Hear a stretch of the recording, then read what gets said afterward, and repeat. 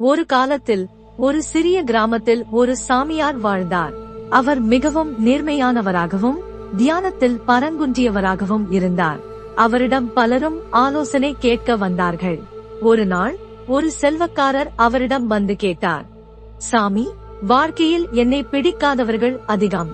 அவர்களை வெல்ல என்ன வழி? சாமியார் சிரித்தபடி ஒரு சிறிய விளக்கத்தை சொல்லத் தொடங்கினார். ஒரு பெரிய மழை வீழ்ந்தது.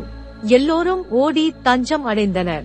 ஆனால் ஒரு சின்ன வாழை மீன் மழை எதற்கும் பயப்படாமல் நீரில் ஆடிக்கொண்டிருந்தது. ஏனெனில் அது நீர் என்ற உண்மையோடு சமாதானமாக இருந்தது. நீர் என்பது அதன் வாழ்விடம். அதனை காய வைக்கும் மழை எதுவும் இல்லை. சாமியார் தொடர்ந்தார், உண்மை, நேர்மை, கருணை ஆகியவை உன் வாழ்க்கையின் நீர். அவற்றோடு நீ உறுதியாய் நிலைத்திருந்தால் யாருடைய எதிர்ப்பும் உன்னை பாதிக்காது. பாடம்: ஆன்மீக வாழ்க்கையில் சத்தியம், நேர்மை மற்றும் அமைதி முக்கியம். வெளியிலிருந்து வரும் எதிர்ப்புகளை வெல்ல உள்ளிருந்த ஒளியை உறுதியாக காப்பாற்ற வேண்டும்.